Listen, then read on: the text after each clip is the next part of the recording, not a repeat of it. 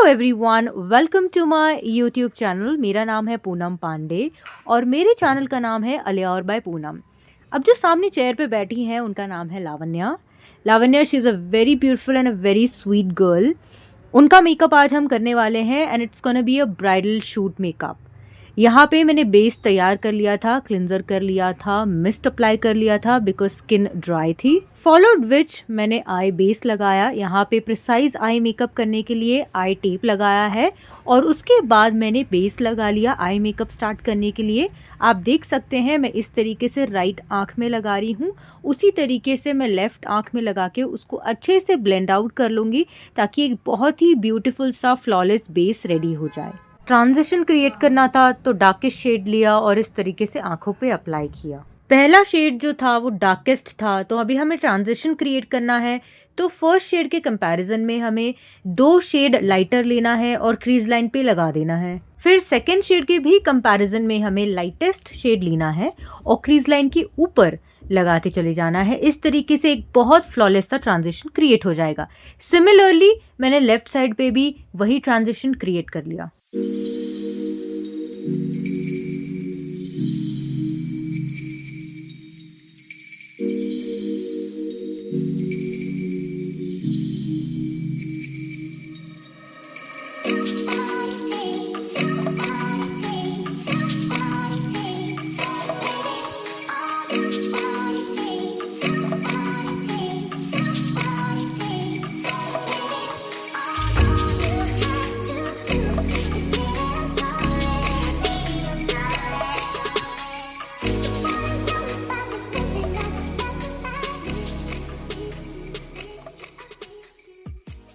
आप सब लोग देख सकते हैं कि वो ब्राउन ट्रांजिशन था। ब्राउन ट्रांजिशन के साथ ही साथ मैंने हाफ कट क्रीज बनाई थी और आई बॉल के ऊपर मैंने गोल्डन ग्लिटर्स लगा दिए और आई लुक इस तरीके से हो चुका था पूरा कंप्लीट। अब मैं इस तरीके से लगा रही हूँ आईलाइनर। ये पेन है आईलाइनर का, मेबेलिन ब्रांड से, and it gives a perfect finishing. इस तरीके से जो आंखों के नीचे जो डस्ट आया था आई शेडो का, वो भी मैंने बड़े अच्छे से क्लीन कर लिया है। और फॉलोइंग विच मैंने लगा लिया इल्यूमिनेटिंग सीरम, क्योंकि मैंने मिस्ट के बाद कुछ अप्लाई नहीं किया था, अगर आपने नोटिस किया होगा, बिकॉज मुझे आई बेस कंप्लीट करना था, आई मेकअप कंप्लीट करना था।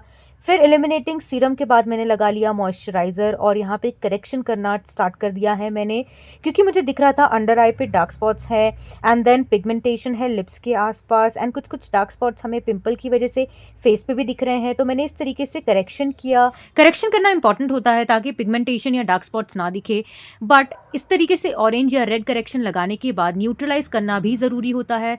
न्यूट्रलाइज 2 या 3 शेड डार्कर कंसीलर से, करेक्टर से किया जाता है और उसके बाद फाउंडेशन लगाया जाता है ताकि जो बेस है वो बहुत ही फ्लॉलेस दिखे, ताकि कोई भी ग्रेनेस बेस में ना दिखे। फाउंडेशन कभी भी ऐसे सेक्शन बाय सेक्शन लगाएं ताकि जो फाउंडेशन आपने अप्लाई किया है वो ड्राई ना हो और बड़े ही फ्रेशली पूरे एंटायर फेस पे फाउंडेशन अप्लाई होता चला जाए। क्लाइंट का कॉम्प्लेक्शन वॉज फेयर, बट जो नेक में डार्कनेस थी उसको अवॉइड करने के लिए मैंने अगेन करेक्शन यूज़ किया, उसे न्यूट्रलाइज किया एंड देन उसके ऊपर फाउंडेशन अप्लाई किया, क्योंकि अगर मैं डायरेक्टली फाउंडेशन अप्लाई कर देती तो नेक का एरिया ग्रे दिखने लगता। अब बेस फ्लॉलेस तो बन ही चुका था, बट एक न्यूट्रल मोनोटोनस फेस हमें नहीं चाहिए।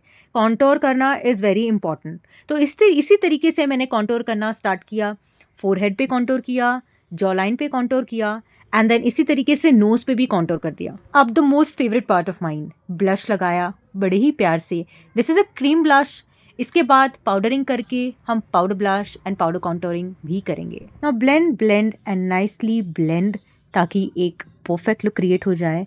एंड देन अब बारी आती है पाउडरिंग की। तो अंडर आई को एक और बार अच्छी तरीके से क्रीज निकाल दी। क्रीज निकालना बहुत ज़रूरी है पाउडर सेटिंग से पहले, और उसके बाद पाउडर सेटिंग करने के बाद मैंने यहाँ पे बना ली आईब्रो। आईब्रो ड्रॉ करिए और उसको स्पूली से अच्छे तरीके से ब्रश करते चले जाइए ताकि एक अच्छा सा लुक और अच्छा सा आईब्रो क्रिएट हो जाए। देन बारी आती है फाइनल टचेस की, और इस तरीके से मैंने अंडर आई पे आई शेडो से फाइनल टचेस देना चालू कर दिया, क्योंकि आई शेडो ऊपर जिस तरीके से ट्रांजिशन क्रिएट होता है उसको नीचे भी लिंक करना काफ़ी ज़रूरी होता है ताकि कोई भी ऐसे शार्प लाइन ना दिखे जो बिल्कुल मैच ना कर रही हो। नाउ फॉलोड विच मैंने पाउडर कॉन्टोर किया, पाउडर ब्लश लगाया ये मेकअप का लास्ट पार्ट चल रहा था जहाँ पे मैं पाउडर कॉन्टोर, पाउडर ब्लश लगा रही हूँ, क्योंकि यहाँ पे मैं थोड़ा ज़्यादा लगा रही हूँ, फ़ोटो शूट जाना था। कभी भी एक सजेशन होगी मेरी तरफ से कि अगर कोई शूट करवा रहे हो आप, कैमरा के सामने ब्लश, कॉन्टोर थोड़ा कम ही दिखता है, इसलिए आप थोड़ा ज़्यादा ही लगाएँ शूट्स के लिए, ताकि वो पिक्चर्स में एंड आपकी वीडियोज़ में सही से कैप्चर हो सके। पूरे प्रोसेस के बाद मैंने लगा लिया हाइलाइटर। ये मेरे को बड़ा ही प्यारा सा लगता है, तो मैंने नोज़ पे भी लगा लिया और चीक्स के ऊपर जो हाइलाइटिंग पॉइंट होते हैं वहाँ पे भी लगा लिया। आईब्रोज़ के ऊपर हाइलाइटिंग पॉइंट होते हैं वहाँ पे भी लगा लिया और लिप्स के ऊपर भी लगा लिया मैंने।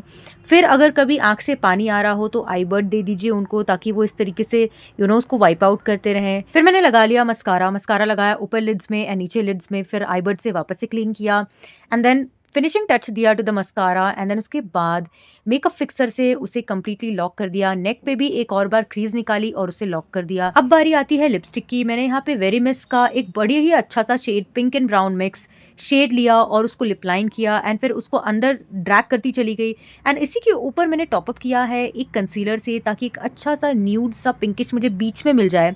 बट यहाँ पे मेरी लिपस्टिक थोड़ी सी बाहर चली गई थी, तो मैंने उसको जो आईब्रो का जो स्पूली होता है उससे ड्राई होने के बाद अच्छे से थोड़ा सा स्मज किया तो वो निकल गई और उसे कंसीलर से वापस एक शेप दे दिया। देखिए आप देख रहे हैं मैं कंसीलर लगा रही हूँ सिर्फ बीच के सेक्शन में, ताकि एक अच्छा सा प्लम्पियर सा लिप क्रिएट हो जाए। उसके बाद लगा लिया लिप ग्लॉस। फिर फाइनल टच देते हुए बालों पे जो कंसीलर लग जाता है, बालों पे जो फाउंडेशन लग जाता है, उसको अच्छे से क्लीन किया ताकि फोटोज एंड वीडियोज में वो खराब ना दिखे। और बालों के बीच बीच में कभी कभी हमें गैप दिखता है तो उसे हम आई शैडो के ब्लैक कलर या ग्रे कलर से भी अच्छे से फिल कर सकते हैं। तो ये एक और क्विक सा tip and suggestion from my and. Makeup का फाइनल टच होने के बाद जब अगर क्लाइंट आउटफिट पहन ले और अगर आपको दिख रहा है कि फाउंडेशन आपने नेक में प्रॉपर जो सेक्शन है, डीप सेक्शन होता है, वहाँ पे नहीं लगाया है, तो आप फाउंडेशन इसी तरीके से टिश्यू लगाकर या टाल लगाकर आप अप्लाई कर सकते हैं, ताकि उनका जो ब्लाउज है या जो आउटफिट है वो हमारे फाउंडेशन से खराब ना हो। लुक पूरा कंप्लीट हो चुका था। अब बारी आई थी बिंदी लगाने की। छोटी लगाएं या बड़ी लगाएं? छोटी वाली ज़्यादा अच्छी लग रही थी, इसलिए छोटी वाली लगा दी। बाल निकला। अब सेट करनी थी माथ पट्टी, तो इस तरीके से बॉब पिन की हेल्प से मैंने यहाँ पे माथ पट्टी सेट कर ली। राइट और लेफ्ट साइड दोनों जगह मैंने बॉब पिन लगा ली और अच्छी तरीके से माथ पट्टी सेट हो चुकी। इस तरीके से मैंने पूरा फाइनल लुक कंप्लीट कर लिया है। मैंने इसमें कुछ और भी चीज़ें ऐड ऑन की है। अगर आप लोगों को फाइनल लुक देखना है तो मुझे इंस्टाग्राम पे जाके ज़रूर फॉलो करिए। Thank you so much for watching. Have a nice day head.